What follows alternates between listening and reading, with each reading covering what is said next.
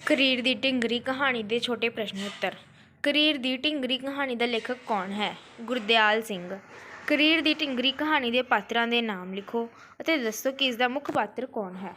ਬਲੰਤੋ, ਬਲੰਤੋ ਦਾ ਸਹੁਰਾ, ਦਿਓਰ ਮਾਘੀ, ਗਿਆਲਾ, ਬਲੰਤੋ ਦੀ ਜਵਾਨ ਧੀ ਜੀਤਾ, ਦੋ ਨਿੱਕੇ ਪੁੱਤਰ, ਸੌਦਾ ਨੈਣ, ਨੰਬਰਦਾਰ ਇੰਦਰ।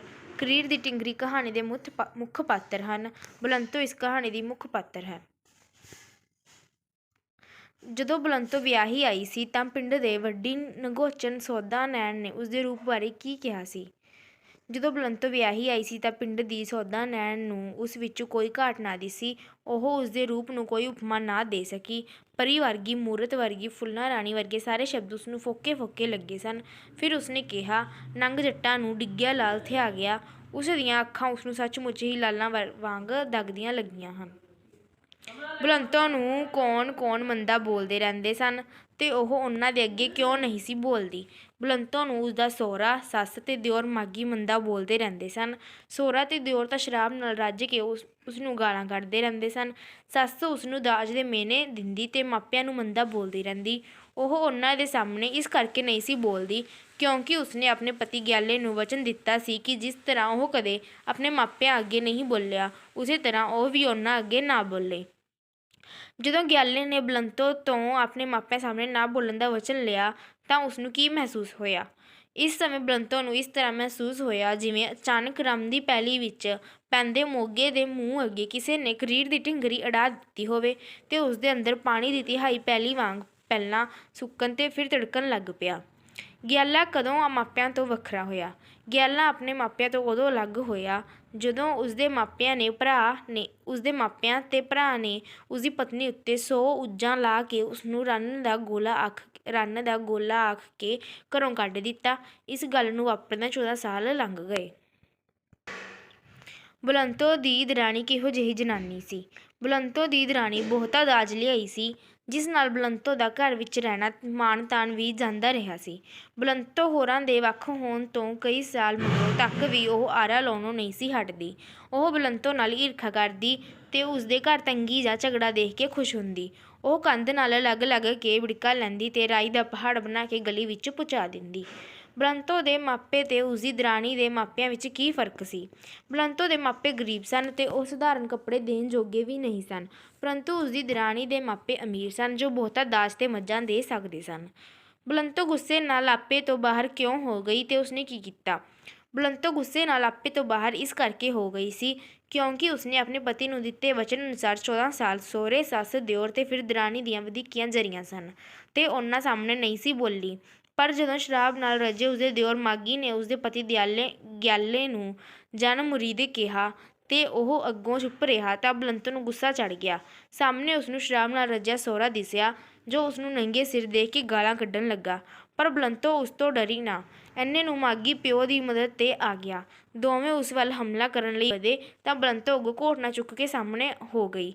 ਉਸਨੇ ਘੋਟਣਾ ਮਾਰ ਕੇ ਮਾਘੀ ਦੀ ਬਾਂਹ ਤੋੜੀ ਤੇ ਇੱਕ ਘੋਟਣਾ ਸਹੁਰੇ ਦੇ ਵੀ ਜੜ ਦਿੱਤਾ।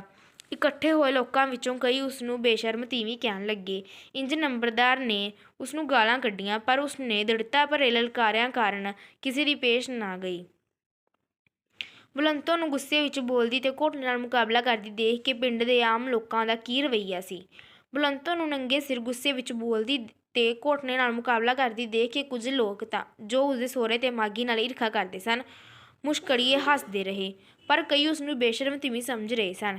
ਇੰਦਰ ਨੰਬਰਦਾਰ ਨੇ ਉਸਨੂੰ ਗਾਲਾਂ ਕੱਢੀਆਂ। ਬਹੁਤੇ ਲੋਕ ਉਸਦੀ ਬੇਸ਼ਰਮੀ ਦਾ ਕਾਰਨ ਉਸਦੇ ਪਤੀ ਦੀ ਕਮਜ਼ੋਰੀ ਸਮਝਦੇ ਹੋਏ ਗਿਆਲੇ ਨੂੰ ਬੁਰਾ ਭਲਾ ਕਹਿ ਰਹੇ ਸਨ। ਕਰੀਰ ਦੀ ਢਿੰਗਰੀ ਕਹਾਣੀ ਦਾ ਅੰਤ ਦੁਖਾਂਤਕ ਹੈ ਜਾਂ ਸੁਖਾਂਤਕ? ਕਰੀਰ ਦੀ ਢਿੰਗਰੀ ਕਹਾਣੀ ਦਾ ਅੰਤ ਦੁਖਾਂਤਕ ਹੈ ਕਿਉਂਕਿ ਕਹਾਣੀ ਦੇ ਅੰਤ ਵਿੱਚ ਇਸਦੀ ਮੁੱਖ ਪਾਤਰ ਬਲੰਤੋ ਦੀ ਮੌਤ ਹੋ ਜਾਂਦੀ ਹੈ। ਬਲੰਤੋ ਦਾ ਚਰਿੱਤਰ ਚਿਤਰਨ ਕਰੋ। ਬਲੰਤੋ ਕਰੀਰ ਦੀ ਢਿੰਗਰੀ ਕਹਾਣੀ ਦੀ ਮੁੱਖ ਪਾਤਰ ਹੈ। ਉਹ ਗਰੀਬ ਮਾਪਿਆਂ ਦੀ ਧੀ ਸੀ। 14 ਸਾਲ ਪਹਿਲਾਂ ਉਸਦਾ ਵਿਆਹ ਗਿਆਲੇ ਨਾਲ ਹੋਇਆ ਸੀ। ਵਿਆਹੀ ਆਈ ਉਹ ਬਹੁਤ ਹੀ ਸੁੰਦਰ ਸੀ, ਪਰ ਸੱਸ, ਸ਼ਰਾਬੀ ਸਹੁਰਾ ਤੇ ਦਿਓਰ ਮਾਘੀ ਨੇ ਜੋ ਉਸ ਨਾਲ ਬੁਰਾ ਸਲੂਕ ਕੀਤਾ ਉਸਨੇ ਉਸਦੀ ਸਾਰੀ ਸੁੰਦਰਤਾ ਖੋਹ ਲਈ। ਉਸਦੀ ਇੱਕ ਧੀ ਮੁਟਿਆਰ ਹੋ ਚੁੱਕੀ ਸੀ ਤੇ 2 ਕਾਕੇ ਵੀ ਸਨ। ਉਸਦਾ ਪਤੀ ਗਿਆਲਾ ਮਾਪਿਆਂ ਦੇ ਸਾਹਮਣੇ ਨਹੀਂ ਸੀ ਬੋਲਦਾ। ਉਸਨੇ ਬਲੰਤੋ ਤੋਂ ਵੀ ਇਸੇ ਤਰ੍ਹਾਂ ਰਹਿਣ ਦਾ ਵਚਨ ਲਿਆ ਸੀ, ਜੋ ਉਸਨੇ ਲੰਮਾ ਸਮਾਂ ਪਾਲਿਆ ਸੀ। ਘਰ ਵਿੱਚ ਅਮੀਰ ਘਰ ਦੀ ਦਰਾਣੀ ਦੇ ਆਉਣ 'ਤੇ ਉਸਦੀ ਕੋਈ ਇੱਜ਼ਤ ਨਾ ਰਹੀ। ਉਹ ਅੱਤ ਨੂੰ ਬਰਦਾਸ਼ਤ ਨਾ ਕਰ ਸਕੀ ਤੇ ਘੋਟਣਾ ਚੁੱਕ ਕੇ ਸ਼ਰਾਬੀ ਤੇ ਗਾਲੀ ਗਲੋਚ ਕਰਨ ਵਾਲੇ ਸਹੁਰੇ ਤੇ ਦਿਓਰ ਸਮੇਤ ਉਹਨਾਂ ਦੇ ਹਮਾਇਤੀ ਨੰਬਰਦਾਰ ਨੂੰ ਸਿੱਧੀ ਟੱਕਰ ਪਈ ਤੇ ਇਸ ਘਟਨਾ ਦੇ ਸਦਮੇ ਨਾਲ ਹੀ ਉਸਦੀ ਮੌਤ ਹੋ ਗਈ। ਉਂਝ ਉਹ ਸਫਾਈ ਪਸੰਦ, ਕਰੜੀ ਮਿਹਨਤ ਕਰਨ ਵਾਲੀ ਤੇ ਕਿਸੇ ਨੂੰ ਮੰਦਾ ਨਾ ਬੋਲਣ ਵਾਲੀ ਇਸਤਰੀ ਸੀ, ਪਰ ਉਹ ਅੱਤ ਬਰਦਾਸ਼ਤ ਨਹੀਂ ਸੀ ਕਰਦੀ। ਗਿਆਲਾ ਕੌਣ ਹੈ? ਗਿਆਲਾ ਕਰੀਰ ਦੀ ਢਿੰਗਰੀ ਕਹਾਣੀ ਵਿੱਚ ਬਲੰਤੋ ਦਾ ਪਤੀ ਸੀ। ਉਹ ਤੀਵੀਆਂ ਵਰਗਾ ਬੰਦਾ ਸੀ। ਉਹ ਮਾਪਿਆਂ ਸਾਹਮਣੇ ਕਦੀ ਨਹੀਂ ਸੀ ਬੋਲਿਆ ਤੇ ਉਸਨੇ ਬਲੰਤੋ ਤੋਂ ਵੀ ਇਹ ਵਚਨ ਲਿਆ ਸੀ ਕਿ ਉਹ ਉਹਨਾਂ ਸਾਹਮਣੇ ਨਾ ਬੋਲੇ। ਘਰਦਿਆਂ ਨਾਲੋਂ ਅੱਡ ਹੋਣ ਸਮੇਂ ਵੀ ਉਹ ਆਪਣੇ ਨਾਲ ਹੁੰਦੀ ਕਿਸੇ ਵਧੀਕੀ ਵਿਰੁੱਧ ਨਾ ਬੋਲਿਆ। ਉਂਝ ਉਹ ਮਾਪਿਆਂ ਤੇ ਭਰਾ ਦੇ ਬਲੰਤੋ ਨਾਲ ਸਲੂਕ ਕਰਕੇ ਪਰੇਸ਼ਾਨ ਰਹਿੰਦਾ ਸੀ। ਘਰ ਦੇ ਉਸਨੂੰ ਰੰਨ ਮੁਰੀਦ ਸਮਝਦੇ ਸਨ। ਬਲੰਤੋ ਦੀ ਆਪਣੇ ਸਹੁਰੇ ਤੇ ਦਿਓਰ ਸਾਹਮਣੇ ਦੀਦਾ ਦਲੇਰੀ ਦੇਖ ਕੇ ਪਿੰਡ ਦੇ ਲੋਕ ਉਸਨੂੰ ਕੋਸਦੇ ਸਨ, ਪਰ ਉਹ ਸਮਝਦਾ ਸੀ ਕਿ ਬਲੰਤੋ ਨੇ ਉਸ ਲਈ ਬਹੁਤ ਕੁਰਬਾਨੀ ਕੀਤੀ ਹੈ ਤੇ ਉਸ ਵਿੱਚ ਹੀ ਉਸਦੀ ਜਾਨ ਹੈ। ਮਾਘੀ ਕੌਣ ਸੀ? ਮਾਘੀ ਕਰੀਰ ਦੀ ਢਿੰਗਰੀ ਕਹਾਣੀ ਵਿੱਚ ਗਿਆਲੇ ਦਾ ਛੋਟਾ ਭਰਾ ਤੇ ਬਲੰਤੋ ਦਾ ਦਿਓਰ ਹੈ। ਉਹ ਤੇ ਉਸਦਾ ਪਿਓ ਦੋਵੇਂ ਰਲ ਕੇ ਸ਼ਰਾਬ ਪੀ ਕੇ ਬਲੰਤੋ ਨਾਲ ਬੁਰਾ ਸਲੂਕ ਕਰਦੇ ਸਨ। ਉਹ ਉਸਨੂੰ ਗਾਲਾਂ ਕੱਢਦੇ ਤੇ ਮਾਰਨ ਕੁੱਟਣ ਨੂੰ ਪੈਂਦੇ, ਪਰ ਜਦੋਂ ਅੱਤ ਹੋ ਗਈ ਤਾਂ ਬਲੰਤੋ ਘੋਟਣਾ ਚੁੱਕ ਕੇ ਉਹਨਾਂ ਨਾਲ ਸਿੱਧੀ ਹੋ ਗਈ। ਇਸ ਟਕਰਾਓ ਵਿੱਚ ਉਸਨੇ ਘੋਟਣਾ ਮਾਰ ਕੇ ਮਾਘੀ ਦੀ ਬਾਂਹ ਤੋੜ ਦਿੱਤੀ ਤੇ ਇੱਕ ਘੋਟਣਾ ਸਹੁਰੇ ਨੂੰ ਟਿਕਾਇਆ। ਇਸ ਪਿੱਛੋਂ ਉਹ ਦੋਵੇਂ ਬਲੰਤੋ ਨੂੰ ਗਾਲਾਂ ਕੱਢਦੇ ਤੇ ਮਾਰਨ ਦੀਆਂ ਗੱਲਾਂ ਕਰਦੇ ਰਹੇ, ਪਰੰਤੂ ਬਲੰਤੋ ਨੇ ਉਹਨਾਂ ਦੀ ਪਰਵਾਹ ਨਾ ਕੀਤੀ। ਅੰਤ ਪਿੰਡ ਦੇ ਸਿਆਣੇ ਉਸਨੂੰ ਉਸਦੇ ਪਿਓ ਸਮੇਤ ਲੈ ਗਏ। ਕਰੀਰ ਦੀ ਢਿੰਗਰੀ ਕਹਾਣੀ ਦਾ ਵਿਸ਼ਾ ਕੀ ਹੈ? ਕਰੀਰ ਦੀ ਢਿੰਗਰੀ ਕਹਾਣੀ ਦਾ ਵਿਸ਼ਾ ਸਾਡੇ ਸਮਾਜ 'ਤੇ ਇਸਤਰੀ ਪ੍ਰਤੀ ਕਠੋਰ ਤੇ ਕੁਰਖਤ ਰਵੱਈਏ ਦੀ ਇੱਕ ਝਾਕੀ ਪੇਸ਼ ਕਰਨਾ ਹੈ। ਵਿਸ਼ਾ ਸਮਾਜਿਕ ਤੇ ਯਥਾਰਥਕ ਹੈ। ਕਰੀਰ ਦੀ ਢਿੰਗਰੀ ਕਹਾਣੀ ਦਾ ਉਦੇਸ਼ ਕੀ ਹੈ? ਕਰੀਰ ਦੀ ਢਿੰਗਰੀ ਕਹਾਣੀ ਦਾ ਉਦੇਸ਼ ਸਾਡੇ ਸਾਹਮਣੇ ਸਾਡੇ ਸਮਾਜ ਦੁਆਰਾ ਇਸਤਰੀ ਪ੍ਰਤੀ ਅਪਣਾਏ ਜਾਣ ਵਾਲੇ ਕਠੋਰ ਰਵੱਈਏ ਦੀ ਝਾਕੀ ਪੇਸ਼ ਕਰਦਿਆਂ ਇਹ ਦੱਸਣਾ ਹੈ ਕਿ ਇਸਤਰੀ ਨੂੰ ਆਪ ਹੀ ਬਲੰਤੋ ਵਾਂਗ ਦਲੇਰ ਬਣ ਕੇ ਪਰਿਵਾਰਕ ਜੀਆਂ ਦੀਆਂ ਵਧੀਕੀਆਂ ਨਾਲ ਟੱਕਰ ਲੈਣੀ ਚਾਹੀਦੀ ਹੈ। ਕੀ ਕਰੀਰ ਦੀ ਢਿੰਗਰੀ ਕਹਾਣੀ ਦਾ ਇਹ ਸਿਰਲੇਖ ਢੁਕਵਾਂ ਹੈ? ਕਰੀਰ ਦੀ ਢਿੰਗਰੀ ਕਹਾਣੀ ਦਾ ਇਹ ਸਿਰਲੇਖ ਇਸਦੀ ਮੁੱਖ ਪਾਤਰ ਬਲੰਤੋ ਦੀ ਮਾਨਸਿਕ ਅਵਸਥਾ ਦੇ ਆਧਾਰ 'ਤੇ ਰੱਖਿਆ ਗਿਆ ਹੈ, ਜਿਸ ਤੋਂ ਜਦੋਂ ਉਸਦੇ ਪਤੀ ਗਿਆਲੇ ਨੇ ਉਸ ਨਾਲ ਬੁਰਾ ਸਲੂਕ ਕਰਨ ਵਾਲੇ ਆਪਣੇ ਮਾਪਿਆਂ ਸਾਹਮਣੇ ਨਾ ਬੋਲਣ ਦਾ ਵਚਨ ਲਿਆ ਸੀ ਤੇ ਇਸ ਸਮੇਂ ਉਸਨੂੰ ਇਹ ਲੱਗਾ ਸੀ ਕਿ ਜਿਵੇਂ ਕਿਸੇ ਨੇ ਅਚਾਨਕ ਰਮਦੀ ਪੈਲੀ ਵਿੱਚ ਪੈਂਦੇ ਮੋਗੇ ਦੇ ਮੂੰਹ ਅੱਗੇ ਕਰੀਰ ਦੀ ਢਿੰਗਰੀ ਅੜਾ ਦਿੱਤੀ ਹੋਵੇ ਤੇ ਉਸਦਾ ਅੰਦਰ ਪੈਲੀ ਦੀ ਤਿਹਾਈ ਪਾਣੀ ਦੀ ਤਿਹਾਈ ਪੈਲੀ ਵਾਂਗ ਪਹਿਲਾਂ ਸੁੱਕਣ ਤੇ ਫਿਰ ਤਿੜਨ ਲੱਗ ਪਿਆ। ਅੰਤ ਜਦੋਂ ਸਹੁਰੇ ਤੇ ਦਿਓਰ ਦੁਆਰਾ ਕੀਤੇ ਜਾਂਦੇ ਬੁਰੇ ਸਲੂਕ ਦੀ ਅੱਤ ਹੀ ਹੋ ਜਾਂਦੀ ਹੈ ਤਾਂ ਬਲੰਤੋ ਦੇ ਗੁੱਸੇ ਦੇ ਰੁਕੇ ਮੋਗੇ ਅੱਗਿਓਂ ਇਹ ਕਰੀਰ ਦੀ ਢਿੰਗਰੀ ਟੁੱਟ ਗਈ ਤੇ ਉਹ ਗੁੱਸੇ ਨਾਲ ਉਬਲਦੀ ਹੋਈ ਘੋਟਣਾ ਚੁੱਕ ਕੇ ਸਹੁਰੇ ਤੇ ਦਿਓਰ ਨਾਲ ਸਿੱਧੀ ਟੱਕਰ ਪਈ। ਇਸ ਪ੍ਰਕਾਰ ਕਹਾਣੀ ਦੀ ਮੁੱਖ ਪਾਤਰ ਦੀ ਮਾਨਸਿਕ ਅਵਸਥਾ ਦੇ ਆਧਾਰ 'ਤੇ ਰੱਖਿਆ ਹੋਣ ਕਰਕੇ ਇਸ ਕਹਾਣੀ ਦਾ ਇਹ ਸਿਰਲੇਖ ਢੁਕਵਾਂ ਹੈ। ਗੁਰਦਿਆਲ ਸਿੰਘ ਦੀਆਂ ਕਿਸੇ ਦੋ ਕਹਾਣੀਆਂ ਦੇ ਨਾਮ। ਕਰੀਰ ਦੀ ਢਿੰਗਰੀ, ਸਾਂਝ। ਸੂਲੀ ਉੱਤੇ ਲਟਕੇ ਪਲ ਕਹਾਣੀ ਦੇ ਛੋਟੇ ਪ੍ਰਸ਼ਨ ਉੱਤਰ। ਅਜੀਤ ਕੌਰ ਦੀ ਲਿਖੀ ਹੋਈ ਕਹਾਣੀ ਕਿਹੜੀ ਹੈ? ਸੂਲੀ ਉੱਤੇ ਲਟਕੇ ਪਲ। ਸੂਲੀ ਉੱਤੇ ਲਟਕੇ ਪਲ ਕਹਾਣੀ ਦੇ ਪਾਤਰਾਂ ਦੇ ਨਾਂ ਲਿਖੋ। ਇਸ ਕਹਾਣੀ ਦੀ ਮੁੱਖ ਪਾਤਰ ਕੌਣ ਹੈ? ਕਰੁਣਾ, ਲੀਨੂ, ਨੌਕਰਾਣੀ, ਕਟੋਰੀ, ਰਜਨੀ, ਰਜਨੀ ਦੀ ਮਾਂ ਤੇ ਤੋਸ਼ੀ। ਕਰੁਣਾ ਇਸ ਕਹਾਣੀ ਦੀ ਮੁੱਖ ਪਾਤਰ ਹੈ। ਲੀਨੂ ਕਿਹੋ ਜਿਹੀ ਕੁੜੀ ਹੈ? ਲੀਨੂ 12 ਸਾਲਾਂ ਦੀ ਸੁੰਦਰ ਕੁੜੀ ਹੈ। ਉਸ ਦੀਆਂ ਗੱਲਾਂ ਗੋਲ, ਕਾਲੀਆਂ ਲੰਮੀਆਂ ਤੇ ਰੇਸ਼ਮੀ ਪਲਕਾਂ ਤੇ ਵਾਲ ਘੁੰਗਰਾਲੇ ਸਨ। ਲੀਨੂ ਨੇ ਹੈਂਗਰਾਂ ਤੋਂ ਕੀ ਲਾਇਆ ਸੀ? ਕਾਲਾ ਸ਼ੀਸ਼ਿਆਂ ਵਾਲਾ ਸਕਰਟ ਤੇ ਗੂੜੇ ਪੀਲੇ ਰੰਗ ਦਾ ਹੈਂਡਲੂਮ ਸਿਲਕ ਦਾ ਬਲਾਊਜ਼। ਕੁਆਲਿਟੀ ਵਿੱਚੋਂ ਕਰੁਣਾ ਤੇ ਲੀਨੂ ਨੇ ਖਾਣ ਲਈ ਕੀ ਲਿਆ ਸੀ? ਲੀਨੂ ਨੇ ਡਬਲ ਸੰਡੇ ਤੇ ਕਰੁਣਾ ਨੇ ਕੌਫੀ ਦਾ ਕੱਪ। ਕਰੁਣਾ ਨੂੰ ਕਿਸ ਮਾਨਸਿਕ ਸੰਕਟ ਵਿੱਚੋਂ ਲੰਘਣਾ ਪੈ ਰਿਹਾ ਸੀ ਤੇ ਕਿਉਂ? ਕਰੁਣਾ ਨੂੰ ਇਸ ਮਾਨਸਿਕ ਸੰਕਟ ਵਿੱਚੋਂ ਲੰਘਣ ਪੈ ਰਿਹਾ ਸੀ। ਉਸ ਦਾ ਵੱਖ ਹੋਇਆ ਪਤੀ ਉਸਨੂੰ ਦੁੱਖ ਦੇਣ 'ਤੇ ਤੁਲਿਆ ਹੋਇਆ ਸੀ। ਉਹ ਜਾਣਦੀ ਸੀ ਕਿ ਉਸ ਦਾ ਆਪਣੀ ਧੀ ਲੀਨੂ ਨਾਲ ਕੋਈ ਮੋਹ ਨਹੀਂ ਸੀ, ਪਰੰਤੂ ਇਸ ਦੇ ਬਾਵਜੂਦ ਵੀ ਉਸਨੇ ਉਸਨੂੰ ਪ੍ਰਾਪਤ ਕਰਨ ਲਈ ਅਦਾਲਤ ਵਿੱਚ ਅਰਜ਼ੀ ਦਿੱਤੀ ਹੋਈ ਸੀ, ਜਿੱਥੇ ਫੈਸਲਾ ਜੱਜ ਦੀ ਮਰਜ਼ੀ ਅਨੁਸਾਰ ਹੋਣਾ ਸੀ। ਉਹ ਸੋਚਦੀ ਸੀ ਕਿ ਜੇਕਰ ਲੀਨੂ ਉਸਦੇ ਵੱਖ ਹੋਏ ਪਤੀ ਨੂੰ ਦੇ ਦਿੱਤੀ ਗਈ ਤਾਂ ਉਹ ਰੁੱਲ ਜਾਵੇਗੀ। ਉਸਨੂੰ ਡਰ ਸੀ ਕਿ ਉਸਦੀ ਧੀ ਦੀ ਨਾ ਕੋਈ ਸੰਭਾਲ ਕਰੇਗਾ ਤੇ ਨਾ ਹੀ ਉਸਨੂੰ ਕਿਸੇ ਦਾ ਪਿਆਰ ਮਿਲੇਗਾ। ਤੋਸ਼ੀ ਕੌਣ ਹੈ ਤੇ ਕਰੁਣਾ ਦੀ ਆਪਸੀ ਗੱਲਬਾਤ ਦਾ ਵਿਸ਼ਾ ਕੀ ਹੈ? ਤੋਸ਼ੀ ਕਰੁਣਾ ਦੀ ਗੂੜੀ ਸਹੇਲੀ ਹੈ। ਉਸਦੀ ਤੇ ਕਰੁਣਾ ਦੀ ਆਪਣੀ ਗੱਲਬਾਤ ਦਾ ਵਿਸ਼ਾ ਕਰੁਣਾ ਦੇ ਵੱਖ ਹੋਏ ਪਤੀ ਦੁਆਰਾ ਉਸ ਤੋਂ ਧੀ ਲੀਨੂ ਨੂੰ ਪ੍ਰਾਪਤ ਕਰਨ ਲਈ ਅਦਾਲਤ ਵਿੱਚ ਦਿੱਤੀ ਅਰਜ਼ੀ ਸੀ, ਜਿਸ ਸੰਬੰਧੀ ਫੈਸਲਾ ਜੱਜ ਦੀ ਮਰਜ਼ੀ ਅਨੁਸਾਰ ਹੋਣਾ ਸੀ। ਇਸ ਸੰਬੰਧੀ ਦੋਵੇਂ ਹੈਰਾਨੀ ਤੇ ਦੁੱਖ ਦੇ ਭਾਵ ਪ੍ਰਗਟ ਕਰ ਰਹੀਆਂ ਸਨ। ਦੋਸ਼ੀ ਕੌਣ ਹੈ ਅਤੇ ਉਸਦਾ ਕਹਾਣੀ ਵਿੱਚ ਕੀ ਰੋਲ ਹੈ? ਦੋਸ਼ੀ ਕਰੁਣਾ ਦੀ ਗੂੜੀ ਸਹੇਲੀ ਹੈ। ਉਸਦੇ ਆਉਣ ਨਾਲ ਕਹਾਣੀ ਵਿੱਚ ਬੜੀ ਉਤਸੁਕਤਾ ਪੈਦਾ ਹੁੰਦੀ ਹੈ। ਸਾਨੂੰ ਕਰੁਣਾ ਦੀਆਂ ਉਸ ਨਾਲ ਕੀਤੀਆਂ ਗੱਲਾਂ ਤੋਂ ਉਸਦੀ ਮਾਨਸਿਕ ਪਰੇਸ਼ਾਨੀ ਤੇ ਅਸਲ ਕਾਰਨਾਂ ਦਾ ਪਤਾ ਲੱਗਦਾ ਹੈ। ਸੱਤੀ ਸਵੇਰੀ ਜਦੋਂ ਲੋਕ ਹੌਲੇ ਫੁੱਲ ਹੋ ਕੇ ਜਾਗਦੇ ਹਨ, ਉਹ ਮਨਾਂ ਮੂੰਹੀ ਥਕਾਵਟ ਨਾਲ ਲੱਦੀ ਹੋਈ ਜਾਗਦੀ। ਕਰੁਣਾ ਦੀ ਅਜਿਹੀ ਹਾਲਤ ਕਿਉਂ ਸੀ? ਕਰੁਣਾ ਦੀ ਅਜਿਹੀ ਹਾਲਤ ਇਸ ਕਰਕੇ ਸੀ ਕਿਉਂਕਿ ਉਸਦਾ ਵੱਖ ਹੋਇਆ ਪਤੀ ਉਸਨੂੰ ਦੁੱਖ ਦੇਣ ਤੇ ਤੁਲਿਆ ਹੋਇਆ ਸੀ। ਉਹ ਜਾਣਦੀ ਸੀ ਕਿ ਉਸਦਾ ਆਪਣੀ ਧੀ ਲੀਨੂ ਨਾਲ ਕੋਈ ਮੋਹ ਨਹੀਂ, ਪਰੰਤੂ ਇਸ ਦੇ ਬਾਵਜੂਦ ਵੀ ਉਸਨੇ ਉਸਨੂੰ ਪ੍ਰਾਪਤ ਕਰਨ ਲਈ ਅਦਾਲਤ ਵਿੱਚ ਅਰਜ਼ੀ ਦਿੱਤੀ ਹੋਈ ਸੀ, ਜਿੱਥੇ ਕਿ ਫੈਸਲਾ ਜੱਜ ਦੀ ਮਰਜ਼ੀ ਅਨੁਸਾਰ ਹੋਣਾ ਸੀ। ਉਹ ਸੋਚਦੀ ਸੀ ਕਿ ਜੇਕਰ ਲੀਨੂ ਉਸਦੇ ਵੱਖ ਹੋਏ ਪਤੀ ਨੂੰ ਦੇ ਦਿੱਤੀ ਗਈ ਤਾਂ ਉਹ ਰੁੱਲ ਜਾਵੇਗੀ। ਇਸੇ ਪਰੇਸ਼ਾਨੀ ਕਾਰਨ ਹੀ ਉਸਨੂੰ ਰਾਤਾਂ ਨੂੰ ਨੀਂਦ ਨਹੀਂ ਸੀ ਆਉਂਦੀ, ਤੇ ਜਿਹੜੀ ਥੋੜ੍ਹੀ ਬਹੁਤੀ ਉਸਦੀ ਅੱਖ ਲੱਗਦੀ ਵੀ ਸੀ ਤਾਂ ਉਸ ਨਾਲ ਉਸਦਾ ਥਕੇਵਾਂ ਤੇ ਮਾਨਸਿਕ ਬੋਝ ਘਟਦੇ ਨਹੀਂ ਸਨ, ਜਿਸ ਕਰਕੇ ਉਹ ਹਰ ਸਵੇਰੇ ਮਨਾਂ ਮੂੰਹੀ ਥਕਾਵਟ ਨਾਲ ਲੱਦੀ ਹੋਈ ਜਾਗਦੀ ਸੀ। ਆਨੰਦ ਕੌਣ ਹੈ? ਉਹ ਕੀ ਚਾਹੁੰਦਾ ਹੈ? ਆਨੰਦ ਕਰੁਣਾ ਦਾ ਉਸ ਤੋਂ ਵੱਖ ਹੋਇਆ ਪਤੀ ਤੇ ਲੀਨੂ ਦਾ ਬਾਪ ਹੈ। ਉਹ ਅਦਾਲਤ ਵਿੱਚ ਲੀਨੂ ਨੂੰ ਉਸਦੀ ਮਾਂ ਤੋਂ ਪ੍ਰਾਪਤ ਕਰਨ ਲਈ ਅਰਜ਼ੀ ਦੇ ਕੇ ਮਮਤਾ ਮਾਰੀ ਕਰੁਣਾ ਨੂੰ ਹੋਰ ਦੁੱਖ ਦੇਣੇ ਚਾਹੁੰਦਾ ਹੈ। ਜੇ ਫੈਸਲੇ ਆਨੰਦ ਦੇ ਹੱਕ ਵਿੱਚ ਹੋ ਜਾਵੇ ਤਾਂ ਇਸਦਾ ਕਰੁਣਾ ਦੀ ਜ਼ਿੰਦਗੀ ਉੱਪਰ ਕੀ ਅਸਰ ਪਵੇਗਾ? ਜੇਕਰ ਫੈਸਲਾ ਆਨੰਦ ਦੇ ਹੱਕ ਵਿੱਚ ਹੋ ਜਾਵੇ ਤਾਂ ਲੀਨੂ ਦੇ ਖੁੱਝ ਜਾਣ ਕਾਰਨ ਕਰੁਣਾ ਇਕੱਲੀ ਰਹਿ ਜਾਵੇਗੀ ਤੇ ਉਹ ਇਹ ਸੋਚ ਕੇ ਦੁੱਖ ਵਿੱਚ ਘੁਲਦੀ ਰਹੇਗੀ ਕਿ ਲੀਨੂ ਦੀ ਆਨੰਦ ਦੇ ਘਰ ਵਿੱਚ ਦੇਖਭਾਲ ਕਰਨ ਵਾਲਾ ਕੋਈ ਨਹੀਂ। ਸੂਲੀ ਉੱਤੇ ਲਟਕੇ ਪਲ ਕਹਾਣੀ ਦਾ ਵਿਸ਼ਾ। ਸੂਲੀ ਉੱਤੇ ਲਟਕੇ ਪਲ ਕਹਾਣੀ ਦਾ ਵਿਸ਼ਾ ਇੱਕ ਦੂਜੇ ਤੋਂ ਵੱਖ ਹੋਏ ਪਤੀ ਪਤਨੀ ਦੀ ਔਲਾਦ ਨੂੰ ਜੱਜ ਦੀ ਮਰਜ਼ੀ ਅਨੁਸਾਰ ਪਿਓ ਜਾਂ ਮਾਂ ਨੂੰ ਸੌਂਪਣ ਸੰਬੰਧੀ ਬਣੇ ਕਾਨੂੰਨ ਵਿੱਚੋਂ ਉਪਜਿਆ ਮਾਨਸਿਕ ਦੁੱਖ। ਕਹਾਣੀ ਵਿੱਚ ਇਹ ਵਿਸ਼ਾ ਮੌਲਿਕ ਅਤੇ ਮਨੋਵਿਗਿਆਨਿਕ ਹੈ। ਸੂਲੀ ਉੱਤੇ ਲਟਕੇ ਪਲ ਕਹਾਣੀ ਦਾ ਉਦੇਸ਼ ਕੀ ਹੈ? ਸੂਲੀ ਉੱਤੇ ਲਟਕੇ ਪਲ ਕਹਾਣੀ ਦਾ ਉਦੇਸ਼ ਇਸਤਰੀ ਦੇ ਹੱਕ ਵਿੱਚ ਆਵਾਜ਼ ਉਠਾਉਣਾ ਤੇ ਇਹ ਸੁਨੇਹਾ ਦੇਣਾ ਹੈ ਕਿ ਔਰਤ ਔਲਾਦ ਉੱਤੇ ਵਧੇਰੇ ਹੱਕ ਰੱਖਦੀ ਹੈ ਤੇ ਮਰਦ ਨਾਲੋਂ ਵਧੇਰੇ ਜ਼ਿੰਮੇਵਾਰ ਹੁੰਦੀ ਹੈ।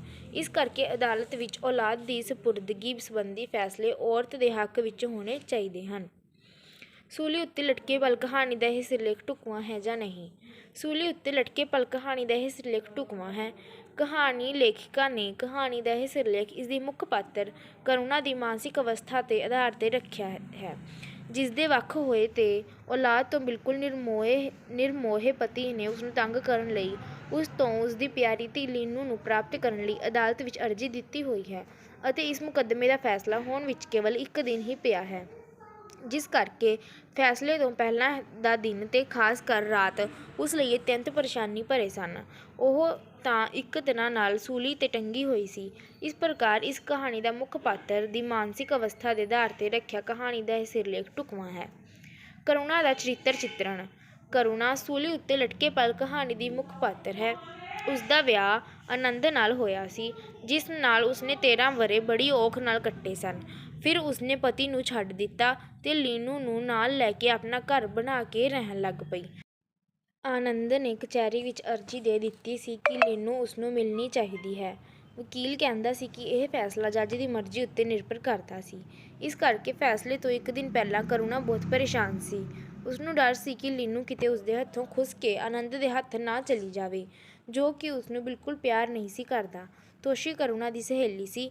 ਕਰੁਣਾ ਮਾਨਸਿਕ ਤਣਾਅ ਤੇ ਪਰੇਸ਼ਾਨੀ ਦੀ ਸ਼ਿਕਾਰ ਇੱਕ ਦੁਖੀ ਇਸਤਰੀ ਤੇ ਧੀ ਨੂੰ ਅਤਿਅੰਤ ਪਿਆਰ ਕਰਨ ਵਾਲੀ ਸੀ। ਅਜੀਤ ਕੌਰ ਦੀਆਂ ਕਿਸੇ ਦੋ ਕਹਾਣੀਆਂ ਦੇ ਨਾਮ। ਸੂਲੀ ਉੱਤੇ ਲਟਕੇ ਪਲ, ਬੁੱਤ ਚਿਕਨ। ਠੱਗੀ ਕਹਾਣੀ ਦੇ ਛੋਟੇ ਪ੍ਰਸ਼ਨ ਉੱਤਰ। ਠੱਗੀ ਕਹਾਣੀ ਕਿਸ ਦੀ ਲਿਖੀ ਹੋਈ ਹੈ? ਗੁਲਜ਼ਾਰ ਸਿੰਘ ਸੰਧੂ।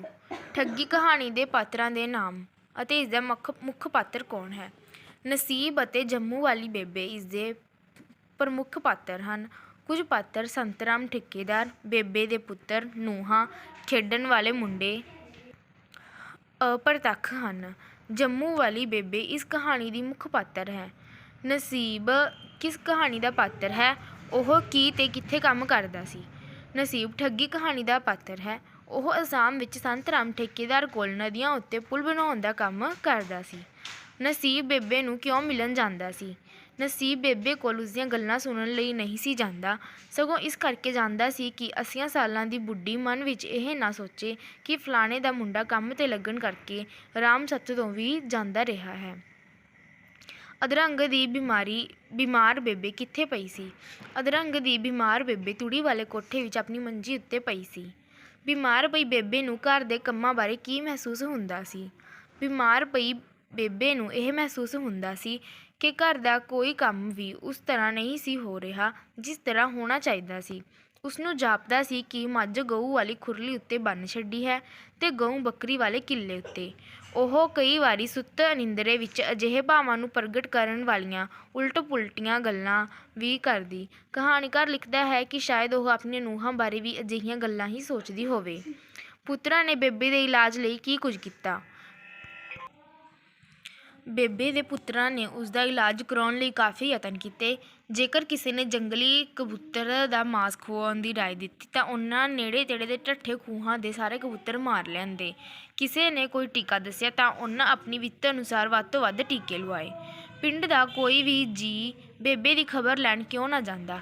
ਪਿੰਡ ਦਾ ਕੋਈ ਵੀ ਜੀਅ ਬੇਬੇ ਦੀ ਖਬਰ ਲੈਣ ਇਸ ਕਰਕੇ ਨਾ ਜਾਂਦਾ ਕਿਉਂਕਿ ਉਹ ਆਪਣੀਆਂ ਤੇ ਪਿੰਡ ਦੀਆਂ ਨੂੰਹਾਂ ਬਾਰੇ ਬਹੁਤ ਗੈਰ ਜ਼ਿੰਮੇਵਾਰੀ ਭਰੀਆਂ ਗੱਲਾਂ ਕਰਦੀ ਸੀ। ਤੰਦਰੁਸਤੀ ਦੀ ਹਾਲਤ ਵਿੱਚ ਬੇਬੇ ਕਿਸ ਤਰ੍ਹਾਂ ਪਿੰਡ ਦੀ ਪੂਰੀ ਖਬਰਸਾਰ ਰੱਖਦੀ ਸੀ? ਤੰਦਰੁਸਤੀ ਦੀ ਹਾਲਤ ਵਿੱਚ ਬੇਬੇ ਓਨਾ ਚਿਰ ਪੂਰੀ ਨੀਂਦਰ ਸੌਂ ਨਾ ਸਕਦੀ ਜਿੰਨਾ ਚਿਰ ਉਹ ਸਾਰੇ ਪਿੰਡ ਦੇ ਜੀ ਦੀ ਖਬਰਸਾਰ ਨਾ ਲੈ ਲੈਂਦੀ। ਉਹ ਹਰ ਕੰਮ ਵਿੱਚ ਮੋਹਰੀ ਹੁੰਦੀ, ਹਰ ਕੰਮ ਵਿੱਚ ਉਸਦੀ ਰਾਏ ਲਈ ਜਾਂਦੀ। ਮੁਰੱਬੇਬੰਦੀ ਦੇ ਦਿਨਾਂ ਵਿੱਚ ਉਸਨੂੰ ਚੱਪੇ ਦੀ ਕੀਮਤ ਤੇ ਇਕੱਲੇ ਰੁੱਖ ਦੀ ਕੀਮਤ ਦਾ ਪਤਾ ਸੀ। ਉਸਨੂੰ ਮੁੰਡਿਆਂ ਕੁੜੀਆਂ ਦੇ ਅੱਖ ਮਟਕਿਆਂ ਤੇ ਪਟਵਾਰੀ ਤੇ ਮਾਸਟਰ ਦੀਆਂ ਹਰਕਤਾਂ ਦਾ ਵੀ ਪਤਾ ਹੁੰਦਾ ਸੀ। ਟਿੱਡੀ ਦਲ ਨੇ ਕਿੰਨੀ ਤਬਾਹੀ ਮਚਾਈ ਸੀ। ਟਿੱਡੀ ਦਲ ਨੇ ਵੱਡੀ ਰੋਹੀ ਦੀ ਫਸਲ ਖਾ ਲਈ ਸੀ। ਉਸਨੇ ਤਾਂ ਨਿੰਮ ਦੇ ਪੱਤੇ ਵੀ ਨਹੀਂ ਸਨ ਛੱਡੇ ਤੇ ਸਾਰੀ ਬਨਸਪਤੀ ਰੁੰਡ-ਮੁੰਡ ਕਰ ਦਿੱਤੀ ਸੀ। ਭਾਖੜਾ ਡੈਮ ਬਾਰੇ ਕੀ ਅਫਵਾਹ ਸੀ? ਜਾਂ ਠੱਗੀ ਕਹਾਣੀ ਵਿੱਚ ਕਿਹੜੀ ਅਫਵਾਹ ਦੀ ਗੱਲ ਕੀਤੀ ਗਈ ਹੈ? ਭਾਖੜਾ ਡੈਮ ਬਾਰੇ ਇਹ ਅਫਵਾਹ ਸੀ ਕਿ ਉੱਥੋਂ ਦੀ ਝੀਲ ਵਿੱਚ ਇੰਨਾ ਪਾਣੀ ਇਕੱਠਾ ਹੋ ਗਿਆ ਹੈ ਕਿ ਉਸਨੂੰ ਉਸ ਦਾ ਬੰਨ੍ਹ ਬਹੁਤੀ ਦੇਰ ਰੋਕ ਕੇ ਨਹੀਂ ਰੱਖ ਸਕਦਾ ਤੇ ਉਸਦੇ ਟੁੱਟਣ ਨਾਲ ਪੰਜਾਬ ਦੀ ਸਾਰੀ ਧਰਤੀ ਸਮੁੰਦਰ ਵਿੱਚ ਜਾ ਪੈਣੀ ਹੈ। ਰੁੱਖ ਬੂਟੇ ਰੇਤੇ ਬਰੇਤੇ ਸਭ ਰੁੜ ਜਾਣੇ ਹਨ ਤੇ ਦਰਿਆਵਾਂ ਦੇ ਰੁੱਖ ਬਦਲ ਜਾਣੇ ਹਨ। ਬੇਬੇ ਨਸੀਬ ਦੀ ਭੈਣ ਦੇ ਵਿਆਹ ਵਿੱਚ ਜਾ ਕੇ ਕੀ ਕਰਨਾ ਚਾਹੁੰਦੀ ਸੀ? ਬੇਬੇ ਚਾਹੁੰਦੀ ਸੀ ਕਿ ਨਸੀਬ ਉਸਨੂੰ ਪੀੜ੍ਹੀ ਉੱਤੇ ਬਿਠਾ ਕੇ ਚਾਨਣੀ ਹੇਠ ਲੈ ਜਾਵੇ ਤੇ ਇਸ ਤਰ੍ਹਾਂ ਉਹ ਵਿਆਹ ਵੀ ਦੇਖ ਸਕੇਗੀ। ਉੱਥੇ ਉਸਨੂੰ ਕੁਝ ਕਹਿਣ ਦਾ ਮੌਕਾ ਮਿਲੇਗਾ ਤੇ ਉਹ ਪਿੰਡ ਦਾ ਮੂੰਹ ਵੀ ਵੇਖ ਲਵੇਗੀ। ਜਦੋਂ ਲੇਖਕ ਨੇ ਬੇਬੇ ਨੂੰ ਤਸੱਲੀ ਦਵਾਈ ਕਿ ਅੱਜ ਕੱਲ੍ਹ ਹਰ ਰੋਗ ਦਾ ਦਾਰੂ ਹੈ ਤਾਂ ਉਸਦੇ ਚਿਹਰੇ ਦੀ ਰੌਣਕ ਮੱਠੀ ਕਿਉਂ ਪੈ ਗਈ? ਜਦੋਂ ਲੇਖਕ ਨੇ ਬੇਬੇ ਨੂੰ ਕਿਹਾ ਕਿ ਅੱਜ ਕੱਲ੍ਹ ਹਰ ਇੱਕ ਰੋਗ ਦਾ ਦਾਰੂ ਹੈ ਤੇ ਉਹ ਵੀ ਠੀਕ ਹੋ ਸਕਦੀ ਹੈ ਤਾਂ ਬੇਬੇ ਦੀ ਚਿਹਰੇ ਦੀ ਰੌਣਕ ਉਸਦੀ ਇਸ ਸੋਚ ਨਾਲ ਮੱਠੀ ਪੈ ਗਈ ਕਿ ਉਸਦੀ ਬਿਮਾਰੀ ਦੇ 6 ਮਹੀਨਿਆਂ ਵਿੱਚ ਦੁਨੀਆ ਇੰਨੀ ਬਦਲ ਚੁੱਕੀ ਹੋਵੇਗੀ ਤੇ ਉਸਦੇ ਨੂੰਹਾਂ ਪੁੱਤਰ ਤੇ ਸਾਕ ਸੰਬੰਧੀ ਇੰਨੇ ਹੋਰ ਦੇ ਹੋਰ ਹੋ ਗਏ ਹੋਣਗੇ ਕਿ ਉਹ ਰਾਜ਼ੀ ਹੋ ਕੇ ਵੀ ਉਹਨਾਂ ਨੂੰ ਮੁੱਠੀ ਵਿੱਚ ਨਹੀਂ ਕਰ ਸਕੇਗੀ। ਬੇਬੇ ਆਪਣੀ ਅੰਦਰਲੀ ਅੱਖ ਨਾਲ ਕੀ ਦੇਖ ਰਹੀ ਸੀ? ਬੇਬੇ ਆਪਣੀ ਅੰਦਰਲੀ ਅੱਖ ਨਾਲ ਲੋਕਾਂ ਨੂੰ 8 ਗ੍ਰਹਿਆਂ ਤੋਂ ਡਰ ਕੇ ਭੱਜਦਿਆਂ ਦੇਖ ਰਹੀ ਸੀ। ਲੋਕਾਂ ਨੇ ਘਰਾਂ ਵਿੱਚੋਂ ਨਿਕਲ ਕੇ ਉੱਚੇ ਟਿੱਬਿਆਂ ਉੱਤੇ ਜਾ ਡੇਰੇ ਲਾਏ ਸਨ। ਉਸਦਾ ਆਪਣਾ ਸਾਰਾ ਪਰਿਵਾਰ ਉਸਨੂੰ ਤੂੜੀ ਵਾਲੇ ਕੋਠੇ ਵਿੱਚ ਛੱਡ ਕੇ ਆਪ ਮਾਤਾ ਰਾਣੀ ਦੇ ਟਿੱਬੇ ਉੱਤੇ ਜਾ ਬੈਠਾ ਸੀ ਤੇ ਪੁੱਤਾਂ ਵਿੱਚੋਂ ਕਿਸੇ ਦਾ ਵੀ ਉਸ ਨਾਲ ਲਗਾਓ ਨਹੀਂ ਸੀ। ਬੇਬੇ ਭਾਖੜਾ ਬੰਨ੍ਹ ਦੇ ਟੁੱਟਣ ਵਿੱਚ ਕਿਉਂ ਖੁਸ਼ੀ ਮਹਿਸੂਸ ਕਰਦੀ ਸੀ? ਬਿਮਾਰ ਪਈ ਬੇਬੇ ਨੂੰ ਅਨੁਭਵ ਹੋਣ ਲੱਗਾ ਕਿ ਉਹ ਰਾਜ਼ੀ ਹੋ ਕੇ ਵੀ ਦੁਨੀਆ ਨੂੰ ਮੁੜ ਆਪਣੀ ਮੁੱਠੀ ਵਿੱਚ ਨਹੀਂ ਸੀ ਕਰ ਸਕਦੀ। ਉਹ ਆਪਣੇ ਪਰਿਵਾਰ ਤੇ ਦੁਨੀਆ ਦੇ ਬੇਪਰਵਾਹੀ ਭਰੇ ਵਿਹਾਰ ਨੂੰ ਦੇਖ ਕੇ ਨਿਰਾਸ਼ ਹੋ ਚੁੱਕੀ ਸੀ। ਅਜਿਹੀ ਸਥਿਤੀ ਵਿੱਚ ਉਹ ਆਪਣੀ ਮੌਤ ਨੂੰ ਇੱਕ ਸਮੂਹਿਕ ਹੋਣੀ ਦੇ ਰੂਪ ਵਜੋਂ ਭੋਗਣ ਵਿੱਚ ਰਾਹਤ ਅਨੁਭਵ ਕਰਦੀ ਹੈ। ਇਸ ਕਰਕੇ ਉਹ ਚਾਹੁੰਦੀ ਸੀ ਕਿ ਉਸਦੇ ਮਰਨ ਦੇ ਨਾਲ ਹੀ ਭਾਖੜਾ ਬੰਨ੍ਹ ਟੁੱਟ ਜਾਵੇ ਤੇ ਸਭ ਕੁਝ ਉਸ ਵਿੱਚ ਰੁੜ ਕੇ ਖਤਮ ਹੋ ਜਾਵੇ। ਜੰਮੂ ਵਾਲੇ ਬੇਬੇ ਦਾ ਚਰਿੱਤਰ ਚਿੱਤਰਣ। ਜੰਮੂ ਵਾਲੀ ਬੇਬੇ ਅਧਰੰਗ ਦਾ ਸ਼ਿਕਾਰ ਹੋਣ ਤੋਂ ਪਹਿਲਾਂ ਪਿੰਡ ਦੇ ਹਰ ਕੰਮ ਵਿੱਚ ਮੋਹਰੀ ਰਹਿਣ ਵਾਲੀ, ਹਰ ਇੱਕ ਚੀਜ਼, ਬੰਦੇ ਤੇ ਕੁੜੀ ਮੁੰਡੇ ਬਾਰੇ ਖਬਰਦਾਰੀ ਰੱਖਣ ਵਾਲੀ ਇਸਤਰੀ ਸੀ। ਪਰੰਤੂ ਬਿਮਾਰੀ ਮਗਰੋਂ ਉਹ ਮੰਜੇ ਨਾਲ ਲੱਗ ਗਈ ਤੇ ਉਸਦਾ ਮਨ ਇਹ ਸੋਚ ਕੇ ਬੇਚੈਨ ਰਹਿੰਦਾ ਸੀ ਕਿ ਉਸਦੇ ਘਰ ਵਿੱਚ ਕੋਈ ਕੰਮ ਵੀ ਉਸ ਤਰ੍ਹਾਂ ਨਹੀਂ ਹੋ ਰਿਹਾ ਜਿਸ ਤਰ੍ਹਾਂ ਹੋਣਾ ਚਾਹੀਦਾ ਹੈ ਤੇ ਉਹ ਦੂਜਿਆਂ ਦੇ ਕੰਮਾਂ ਤੋਂ ਅਸੰਤੁਸ਼ਟ ਰਹਿਣ ਵਾਲੀ, ਹਰ ਇੱਕ ਨੂੰ ਆਪਣੀ ਮੁੱਠੀ ਵਿੱਚ ਰੱਖਣ ਦੀ ਚਾਹਵਾਨ ਤੇ ਗੱਲਾਂ ਕਰਨ ਵਿੱਚ ਦਿਲਚਸਪੀ ਲੈਣ ਵਾਲੀ ਇਸਤਰੀ ਸੀ। ਬਿਮਾਰੀ ਮਗਰੋਂ ਨਿਰਾਸ਼ ਹੋਈ ਉਹ ਆਪਣੀ ਮੌਤ ਦੇ ਨਾਲ ਭਾਖੜਾ ਬੰਨ੍ਹ ਦੇ ਟੁੱਟਣ ਤੇ ਸਭ ਕੁਝ ਉਸਦੇ ਪਾਣੀ ਵਿੱਚ ਰੁੜ ਜਾਣ ਨਾਲ ਇਸ ਮੌਤ ਨੂੰ ਇੱਕ ਸਮੂਹਿਕ ਹੋਣੀ ਵਿੱਚ ਵਾਪਰਦਾ ਦੇਖਣ ਦੀ ਚਾਹਵਾਨ ਸੀ। ਕੀ ਠੱਗੀ ਕਹਾਣੀ ਦਾ ਇਹ ਸਿਰਲੇਖ ਢੁਕਵਾਂ ਹੈ? ਠੱਗੀ